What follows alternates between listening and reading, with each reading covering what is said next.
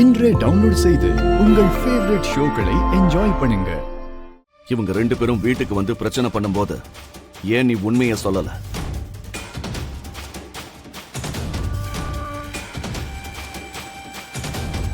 அன்னைக்கு அம்யூஸ்மெண்ட் பார்க்குக்கு கூட உங்க மாமா வந்திருந்தாரு. அப்பவும் நீ உண்மையை சொல்லவே இல்லையே.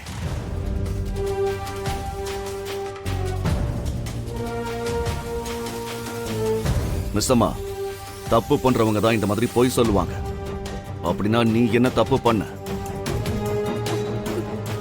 நான் அப்பவே சொல்லலான்னு இவங்க ரெண்டு பேரும் உனக்கு தெரிஞ்சவங்கன்னு சொல்றதுல அப்படி என்ன ப்ராப்ளம் உனக்கு? இந்த மாதிரி இன்னும் எத்தனை பொய் சொல்லிருக்க? ஐயோ,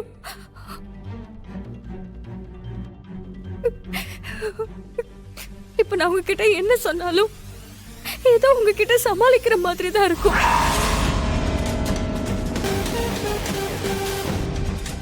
நான் உங்ககிட்ட பொய் சொன்னது தப்புதான்.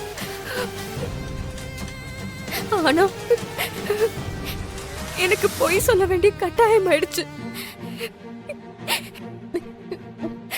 என்னோட நிலைமை அந்த மாதிரி.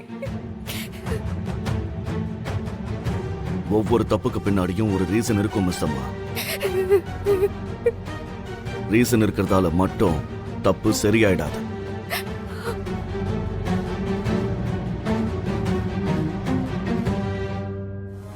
நான் உங்ககிட்ட உண்மையை சொல்லலான்னு தான் வந்தேன் சார். ஆனா அதுக்குள்ள அப்பாக்கு உடம்பு சரியில்லைன்னு போன் வந்துச்சு. இது புது பொய்யா? ஐயோ, ஒருத்தங்களை நம்பும் போதுதான் அவங்க நம்மளை ஏமாத்துவாங்க. கடவுளே, எனக்கு அப்பாவை கொடுக்காம அழ வச்ச மிஸ் அம்மாவை அப்பாவை பக்கத்துல இருக்க வச்சு அழ வைக்கிற. எங்களுக்கு நீ கொடுக்கற கஷ்டம்லாம் போதும். கொஞ்சமாவது கருணை காட்டு கடவுளே, கருணை காட்டு. அப்பா என்ன பிளான் போட்டக்கா? இப்ப என் கல்யாணம் நடக்க போகுது.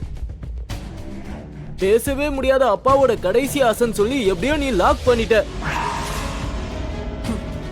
நம்ம என்னதான் நடிச்சாலும் அந்த கிழவன் பாகி உனக்கு கல்யாணம் பண்ணி கொடுக்க மாட்டான்னு எனக்கு கன்ஃபார்மா தெரிஞ்சிச்சுடா. அதான் நான் இந்த வேலையை யோசிக்காம பண்ணேன். மாமா சைகையிலேயே எனக்கு இந்த கல்யாணத்துல இஷ்டம் இல்லைன்னு எங்க சொல்லிட போறாரோன்னு பயந்துட்டு இருந்தா அத கூட நீ மாத்தி பிளான் பண்ண பாரு. நீ அங்க நிக்கிறக்கா. இவங்க ரெண்டு பேரும் பேசுறது மிஸ் அம்மாவை பத்தி தான். அப்படின்னா மிஸ் அம்மாவோட கல்யாணம் இவன் கூட நடக்க போதா? உனக்கு பாகி, எனக்கு மனோகரி கொடுக்க போற பணம். ஒரே கல்லுல ரெண்டு பேரும் செட்டில்டுடா. உனக்கு பாகி, எனக்கு மனோகரி கொடுக்க போற பணம்.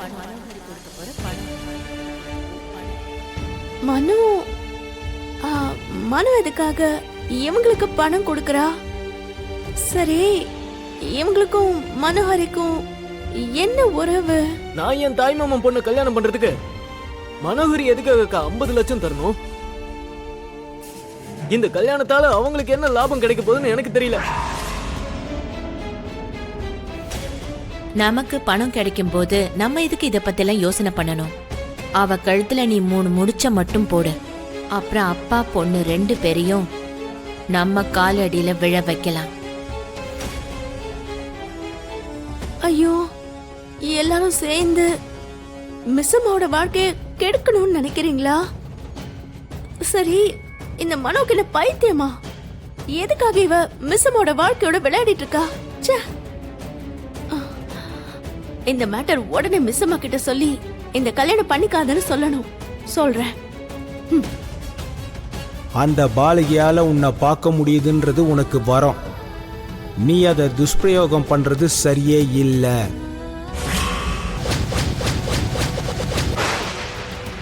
அக்கா,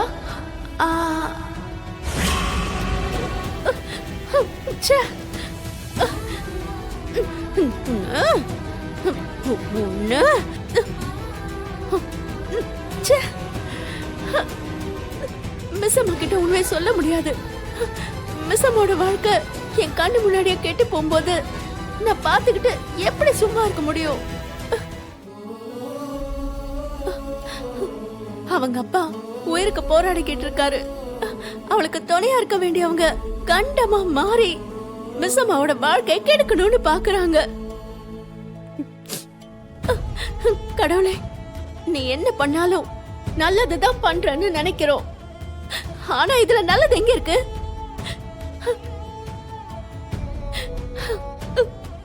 இந்த கஷ்டத்துல இருந்து இவங்க கிட்ட இருந்து மிஸ் அம்மாவை காப்பாத்துறவங்களே இல்லையா?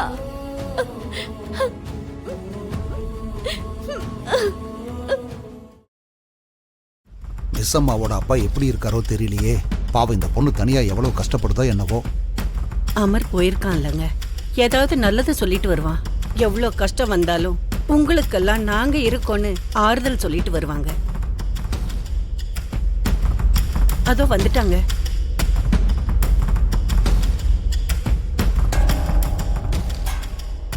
அமர், மிஸ் அம்மாவோட அப்பா உடம்புக்கு எப்படி இருக்கு?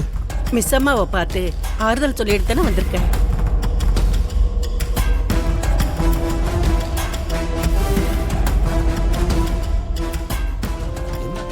இந்த வீட்ல இத்தனை பேர் இருந்தோம், அந்த 4 குழந்தைகளை நம்ம என்ன பார்த்துக்கிட்டோம்? ஆனா அந்த பொண்ணு ஒரு நாள் கூட கஷ்டமா இருக்குன்னு சொல்லி அந்த குழந்தைகளை நல்லா பார்த்துக்காம இருந்ததில்லை. எனக்கு தெரிஞ்சு மிஸ் அம்மா ஏதோ ஒரு வீட்டில் வேலை செய்யறோன்னு கடமைக்குன்னு செய்யல, தன்னோட வீடா நினைச்சு செஞ்சா. அந்த மாதிரி பொண்ணை நீங்க பாராட்டலனாலும் பரவாயில்ல, இப்படி எல்லாம் பழி போட்டு அவமானப்படுத்தாத. பொய் சொல்லி நம்மளை ஏமாத்த நினைச்சா மிஸ் அம்மா. அது இல்ல அமர், பாவம் அந்த பொண்ணு. அப்பா ப்ளீஸ்,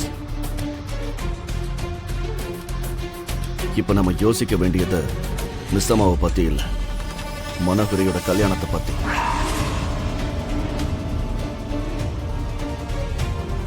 மனோகரிக்கு கல்யாணம் பண்ணி வைக்கிறது தான் இப்ப என்னோட கடமை. அதனால மனோகரிக்கு ஒரு நல்ல சம்பந்தமா பார்த்து கல்யாணம் பண்ணி வைக்கணும். சார், அர்ஜென்ட்டா நான் சொன்னு போய் சொல்லி ஐயரை கையோட கூட்டிட்டு வா. Okay sir. என்னங்கம்மா, அமர் ஐயா உங்களுக்கு வெளியில வரன் பாக்குறோன்னு சொல்லியும் கூட நீங்க இவ்ளோ அமைதியா இருக்கீங்க? நெருப்புன்னு சொன்னதும் சுட்டுடாத நீலா. அமர் இப்படிதான் பேசுவான்னு எனக்கு ஏற்கனவே தெரியும். அதான் இந்த சிச்சுவேஷனை எனக்கு ஃபேவரா எப்படி யூஸ் பண்ணலான்னு ஏற்கனவே பிளானும் பண்ணிட்டேன். எனக்கு ஒன்னும் புரியலம்மா. ராத்தோட் வெளியே போயிருக்கார்ல ஐயரை கூட்டிட்டு வரதுக்காக. அவர் வந்ததுக்கு அப்புறம் உனக்கே நல்லா புரியும். என்னங்கம்மா, இந்த முறை இவ்ளோ கான்ஃபிடென்ட்டா இருக்கீங்க?